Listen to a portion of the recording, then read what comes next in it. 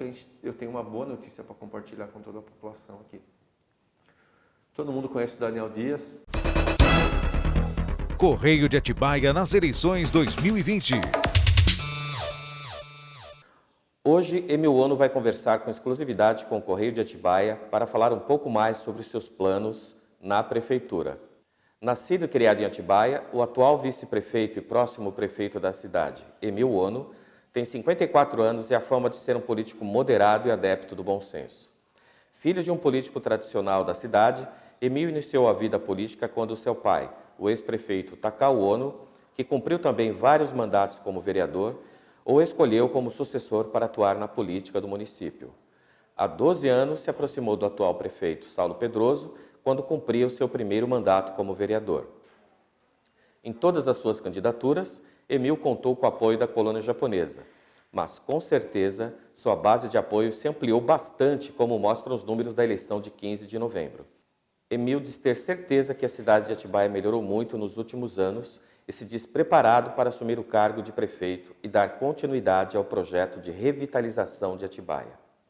Emil, muito obrigado pelo aceite em nos conceder essa entrevista. E após uma campanha acirrada e que certamente deu muito trabalho, né, nesse tempo todo, quais são os seus planos até a posse em 1º de janeiro?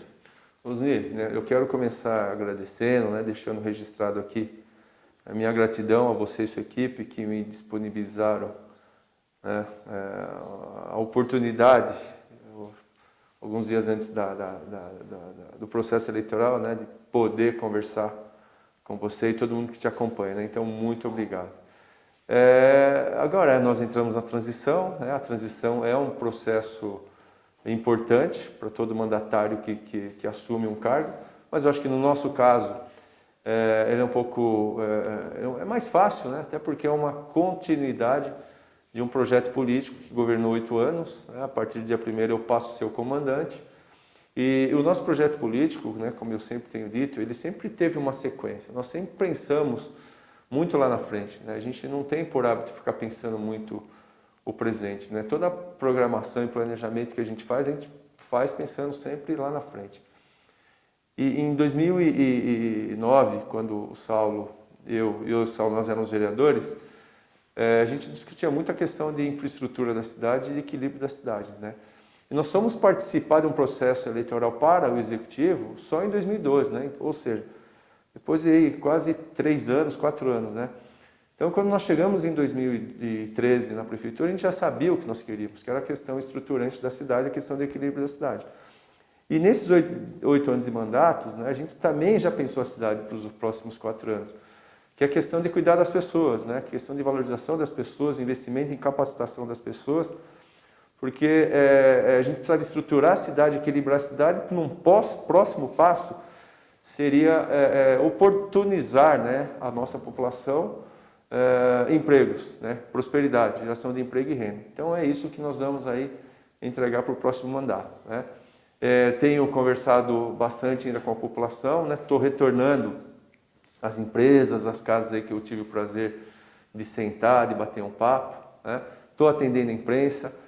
Na semana que vem, se tudo der certo, eu quero descer até o litoral aí, dar uma descansada, porque falam que a água do mar, inclusive, é bom para tirar aquelas energias negativas e que ficam aí, parece, Água salgada. Dentro do corpo, Então eu quero, assim, apesar de, eu vou confidenciar uma coisa para vocês, apesar de eu quando eu vou à praia, eu tenho por hábito mais ficar sentado na sombra e caminhando do que dentro do mar mesmo, Mas dessa vez, Osni, vou fazer questão lá, realmente para poder lavar a alma, Mas assim, está super tranquilo e uma coisa que é muito gostosa também, e por onde você volta, as pessoas ainda continuam exaltando e reconhecendo todo o trabalho que foi feito nesses 8 anos. E não é à toa que a gente teve aí uma vitória, eu acho que bem expressiva nas urnas, que reflete muito bem o sentimento da população. Uma coisa que acho que todo mundo tem curiosidade em saber é a vida familiar. Como é que a política interfere? Atrapalha muito ou a família sempre te acompanha nesse processo? As pessoas que são mais próximas a mim, elas sabem muito bem que família para mim é prioridade, é a base de tudo. Eu já comentei isso, não é com você, mas com muitas pessoas, inclusive as pessoas que são da imprensa, ou pessoas que são influenciadoras digitais, né? Eu, enquanto, né, vice-prefeito, eu sempre fiz questão de levar o meu filho às 7 horas na porta da escola, deixar ele lá. Não marcava nenhuma agenda a partir das 11h30, porque eu fazia questão de pegá-lo no horário de almoço, sentar com ele, né, almoçar com ele, ter a oportunidade de conversar, né, e aquela relação de pai e filho que é importante. Porque eu tenho certeza que todo esse investimento que eu fiz na vida do meu filho, né, sendo presente, participando, levando ele ao médico, consultas eu ia junto com o meu filho no médico, né, sempre fiz questão. Então, aquelas atribuições que são inerentes, né, ao pai ou à mãe, né, a Tami sempre fez, eu também sempre fiz. Lógico que como prefeito a gente sabe que é muito mais difícil, até porque muitas vezes você acaba assim se deparando com algumas situações de privacidade, né? As pessoas não são toda hora que encontram um prefeito na frente, então quando encontra, quer levar uma mensagem, quer levar uma demanda, né? E eu sempre fiz questão de atendê-los assim, mesmo no horário de almoço. Então talvez a gente tenha mais essa dificuldade agora por estar sentado no restaurante e a pessoa te abordar, né? Vou atender do mesmo jeito, mas vou continuar fazendo o que eu sempre fiz, que é poder sentar com meu filho no horário do almoço e perguntar como está o rendimento na escola dele, quais são as dificuldades que ele está tendo na escola. Enfim, né? Eu quero ser assim, continuar sendo um pai muito ativo, né? A Tami, que é minha esposa, quando ela me conheceu, eu não estava na carreira política, né? Nós estamos aí há 25 anos casados, né? Já bodas de prata aí, né? Eu assim, acredito que no começo ela não conseguia entender muito bem essa questão de não ter muita privacidade, né? Hoje ela já entende muito bem e inclusive lida muito bem com isso, né? Mas não tem jeito, né? Eu acho que é inerente ao cargo, a vida vai mudar, né? Vai mudar, não tem problema nenhum. Mas um político que se propõe a assumir um cargo, né, desta magnitude, que é ser prefeito de uma cidade, né? Tem que ter a consciência que a população vai procurá-lo, né? E a gente tem que estar disposto, né, a atender 24 horas por dia, né? Essa é a nossa missão que nós escolhemos para a vida, que é cuidar da cidade, cuidar das pessoas. Então as pessoas fiquem tranquilas que toda vez que me encontrarem, se sintam à vontade para poder abordar, perguntar, questionar. Até porque a cidade só cresce, né, se a gente tiver um parâmetro de tudo que está acontecendo, né? E não tem parâmetro melhor do que a própria população para chegar e relatar o sentimento que ela está tendo em relação a um determinado assunto ou em relação à cidade mesmo, né?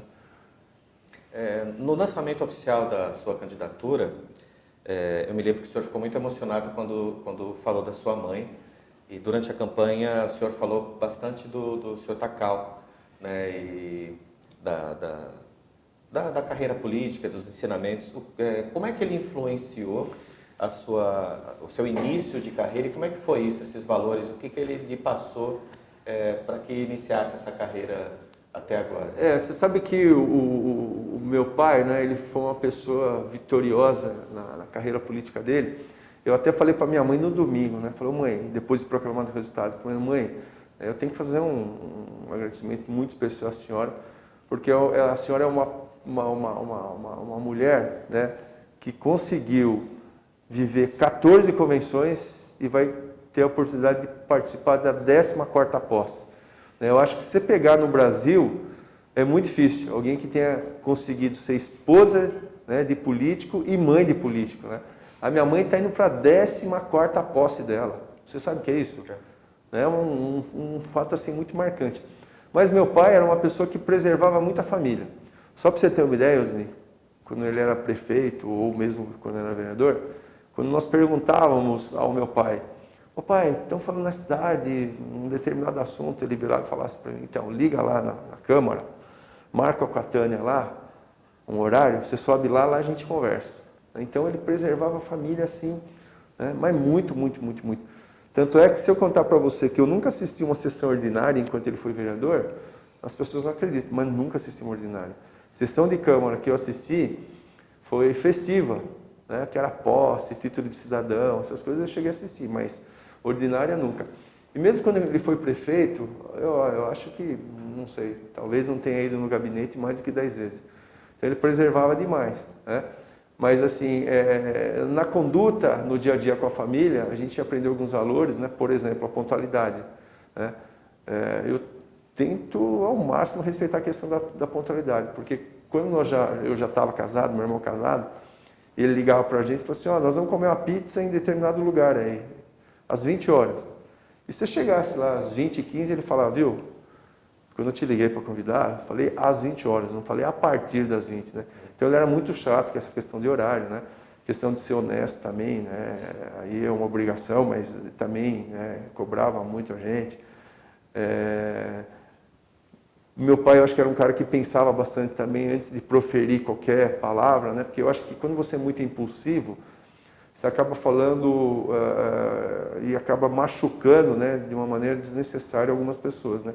Então eu também, hoje em dia, isso eu aprendi com meu pai, eu acho que por isso que a gente tem 2 ouvidos, né, e uma boca só, né? Então tem que, às vezes, ouvir mais do que falar, né? Eu acho que é uma característica que eu tenho. E até em relação ao Saulo, que as pessoas falam demais, né? Comentam com a gente, né? Apesar de nós nos darmos muito bem, nós somos aí muito diferentes, né? E a minha atuação enquanto vice, muitas vezes era do Saulo explodir com alguém, a pessoa saía, eu entrava na sala e falava, Saulo, né? Você fez isso, isso, isso. Eu acho que você poderia ter, eu acho que você está certo. Então foi uma parceria muito legal, essa diferença de temperamento, né? Eu acho que por isso que dá certo, Osmar, sabe aquela história dos 2 bicudos não se beijam, né? Mas quando você tem pessoas opostas aí, eu acho que uma acaba acrescentando a outra, né?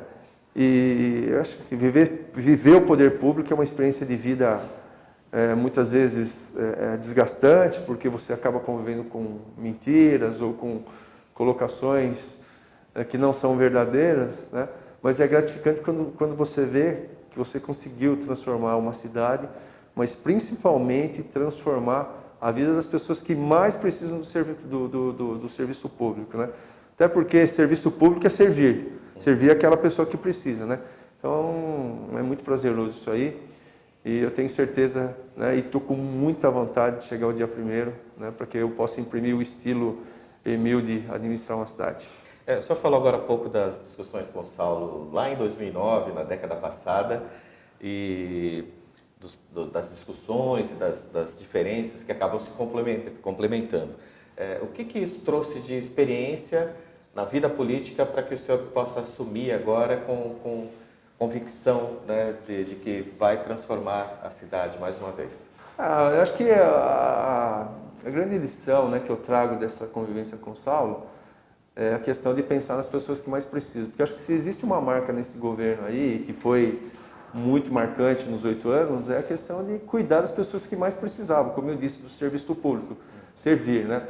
Quando a gente falava de equilíbrio, a gente enxergava, né, a necessidade de equilibrar o jogo daquela região de Caetetuba, Imperial, Cerejeiras, Colonial, Parque São Pedro, né, São Felipe, Tanque, Usina, enfim, todas aquelas regiões que eram mais distantes da cidade, que não recebiam investimentos, né, era um compromisso que a gente tinha, era uma meta que a gente tinha traçado e a gente tinha que alcançar.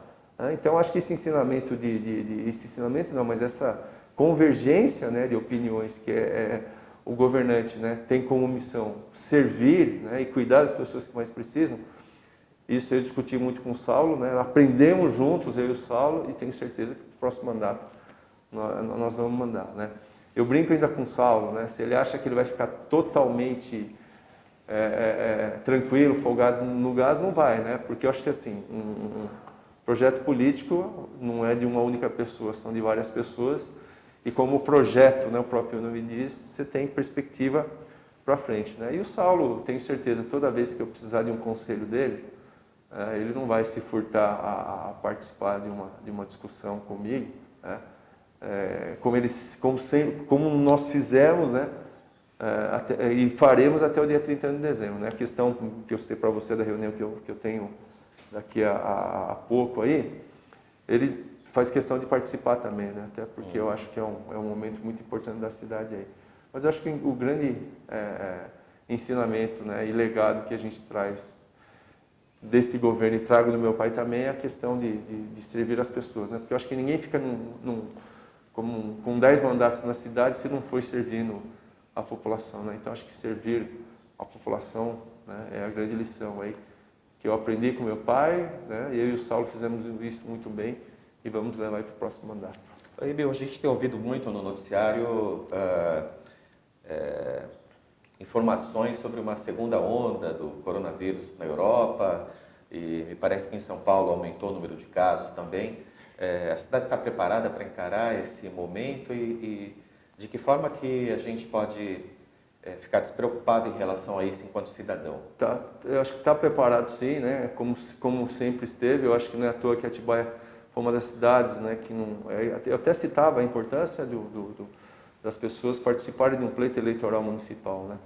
Porque nessa questão da pandemia que você citou, a gente percebia que o governo federal tinha uma posição, o estadual tinha uma outra posição e deixou para os governos municipais decidir o que fariam, né, nas ações aí de flexibilização da atividade econômica, por exemplo, né, em cada município. Eu acho que a cidade de Atibaia ela foi prudente, né, mas foi feliz nas decisões. Não é à toa que ela foi questionada judicialmente por 2 vezes, em primeira instância. A juíza local que entendeu que as medidas sanitárias eram razoáveis para o comércio continuar aberto, né? O Ministério Público questionou em segundo grau, lá também não conseguiu êxito. Então a cidade de Atibaia, eu acho que é a única cidade no país que conseguiu flexibilizar e manter. Emil, 2 questões que tocam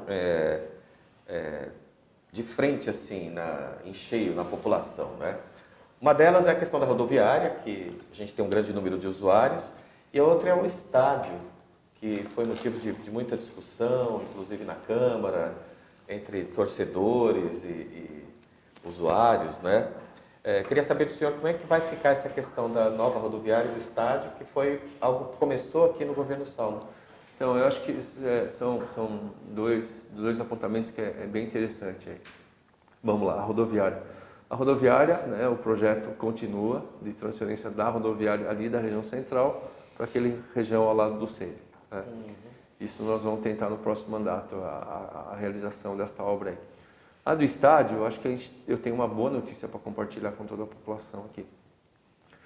Todo mundo conhece o Daniel Dias, né? Daniel Dias é o maior medalhista paralímpico do planeta e o segundo maior medalhista olímpico ou paralímpico do planeta. Ele está a 4 medalhas do Michael Phelps, né? Eu, conversando pessoalmente com ele participa de 4 provas individuais e 2 coletivas. Então ele me garantiu que nas 4 individuais a chance de êxito de ser o primeiro colocado é muito grande, né? Então ele iguala ao Michael Phelps. Ele nos procurou, até porque a cidade de Atibaia, né, acolheu o Daniel nessa época de pandemia, ele estava com uma dificuldade de achar local para treinamento, aí nós conseguimos arranjar um local para ele para treinamento, né? Então nós estreitamos uma relação e ele conseguiu, junto ao Comitê Olímpico Brasileiro, né, a cessão da piscina que foi usada nas Olimpíadas do Rio de Janeiro. A piscina já está desmontada lá no Rio de Janeiro, né? Então a gente só está acertando os detalhes para que ela possa ser transferida para a Prefeitura da Estância de Atibaia. Então a Prefeitura da Estância de Atibaia passa a contar com uma piscina olímpica, ela se chama Mirta, é uma piscina italiana, você consegue modular ela 50 metros ou 12,25 metros, né? Só para vocês terem o tamanho da grandiosidade dessa piscina aí, aqui no Brasil só tem 2, uma que está no Rio de Janeiro e uma que está no Centro de Treinamento Paralímpico, ali na Imigrantes, né? Então só tem 2 aqui no Brasil. E onde sairia o estádio municipal, né? A intenção é instalar a piscina olímpica naquele lugar lá. Por quê? Lá a gente conseguiria instalar a piscina e em volta da piscina fazer uma pista de atletismo, né? Porque no Salvador Russani, o grande questionamento era o seguinte: para conseguir reformar e ampliar, né, o Salvador Russani, para que possa receber jogos oficiais pela Federação Paulista de Futebol, precisaria pegar um pedaço da pista, né, de atletismo. Só que aí quem pratica atletismo, né, falou, poxa, né, nós vamos treinar onde? É a única pista da cidade de Atibaia, nós vamos ficar sem. Então a gente estava nesse dilema. Por isso que optamos por fazer o estádio lá com uma pista de atletismo.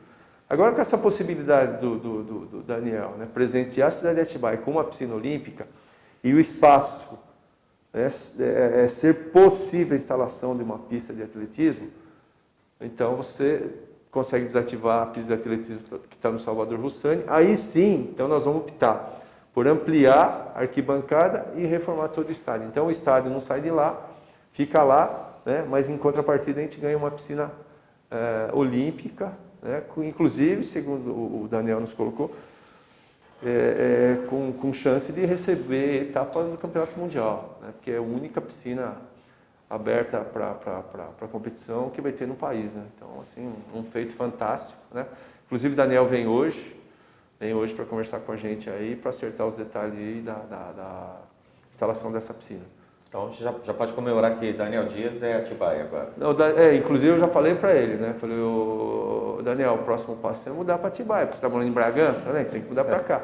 Inclusive, no dia da eleição, ele mandou uma mensagem para mim, né? Logo cedo, ele falou, oi, meu amigo, né? Ele escreveu assim, espero que possa te chamá-lo desse jeito, né? E kkk, dando risada. Eu falei, você é mais do que amigo, né? Você é irmão aqui agora, né? É um cara fantástico, né? Osni, vou até falar para você, eu faço questão de te apresentar o Daniel Dias. Próxima vez que ele vier aqui, eu te aviso. Cara, é um cara de uma simplicidade. E ele enxerga tudo, eu falo para ele, Daniel, você enxerga as pessoas e tudo que você se propõe a fazer com o coração, né? Você enxerga com o olho, mas principalmente com o coração. Cara. É um atleta fenomenal, né? Mas eu já falei para ele, a hora que a piscina estiver instalada aqui, eu vou desafiar ele para um tirinho, né? Lógico. Só que ele deixa eu sair 25 metros, aí ele larga atrás, né? Porque senão, covardia, não dá. Emílio, tem uma questão delicada que é em relação às enchentes, que o Saulo chegou a comentar de algumas desapropriações da área da Várzea, aquela região do Jerônimo. Como é que vai ficar isso? Tudo que o Saulo planejou, ele continua, né? Porque eu acho que é a única saída que nós temos aqui. Nós pedimos autorização para a Câmara Municipal, né? Para poder vender algumas áreas públicas. Foi feito o leilão, não apareceu ninguém para adquirir essas áreas. Eu não sei se a questão está no preço, a questão do parcelamento. Então, no começo do ano já estou fazendo a revisão, né, desses detalhes, talvez aumentar o parcelamento e rever esses preços aí, para que a gente possa, efetuando a venda, né, deposita num fundo e esse fundo vem desapropriando todo mundo. Então, quer dizer que esse processo está caminhando? Está caminhando.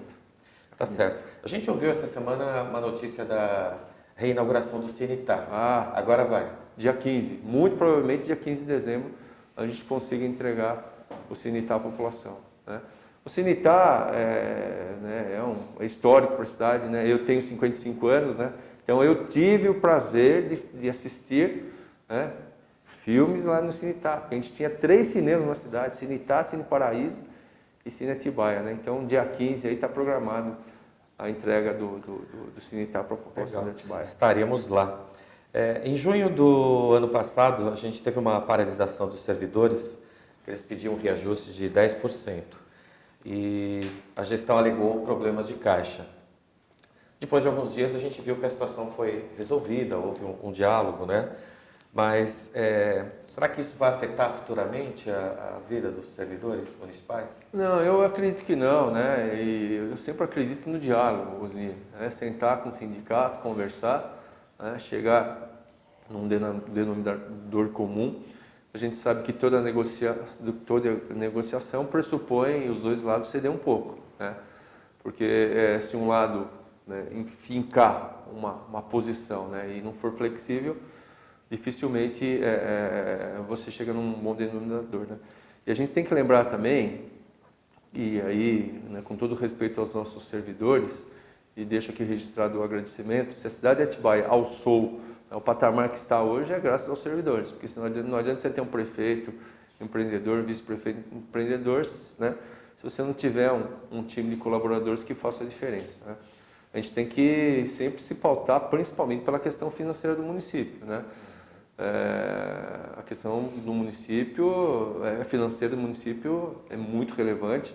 O município tem que ser um município com uma situação financeira saudável, como sempre foi nesses 8 anos aí, para que a gente possa continuar os investimentos que a gente quer fazer. Não é à toa que nós saímos aí de um orçamento de 300 milhões quando nós chegamos, né? Esse ano a proposta, a Câmara Municipal, 630 milhões quase, né? Então você vê que nós dobramos aí em 8 anos, né? Mas é muito fruto de organização financeira. Porque planejar, né? Na vida a gente planeja um monte de coisa. Vou comprar uma Ferrari. O outro quer planejar para viajar com a família inteira para Disney, né? Mas se você não tiver capacidade de se organizar financeiramente, nada disso acontece, né? Então a questão de organização financeira é muito importante e é primordial para que a gente possa atender os anseios dos nossos colaboradores, dos funcionários, né? Bem como continuar investindo tudo que a gente investiu na cidade aí. Emil, a gente quer agradecer mais uma vez o seu aceite, agradecer a toda a sua equipe que proporcionou esse encontro, parabenizar mais uma vez pela vitória, que a gente viu que foi uma vitória acirrada, em uma cidade tão importante como Atibaia, que a gente ama, né, e aprendeu a zelar por ela. E queria que você dissesse algumas palavras para os espectadores que estão nos ouvindo. Eu quero como palavras finais. deixar registrado aqui novamente, né, a minha gratidão à população de Atibaia, né, que confiou a mim e ao Fabiano conduzir por mais 4 anos esse projeto político aqui.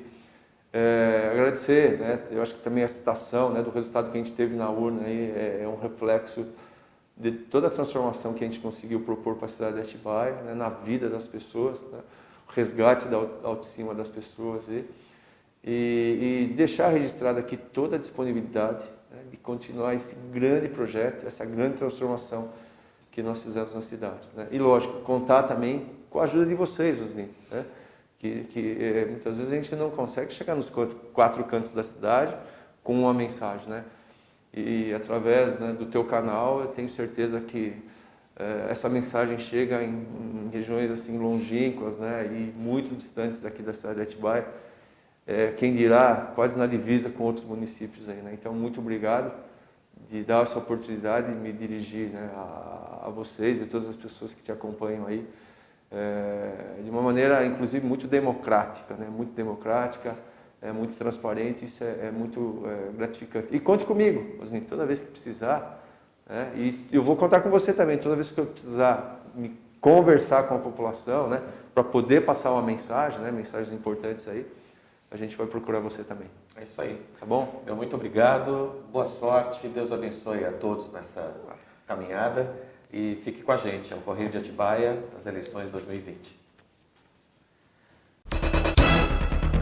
Correio de Atibaia nas eleições 2020.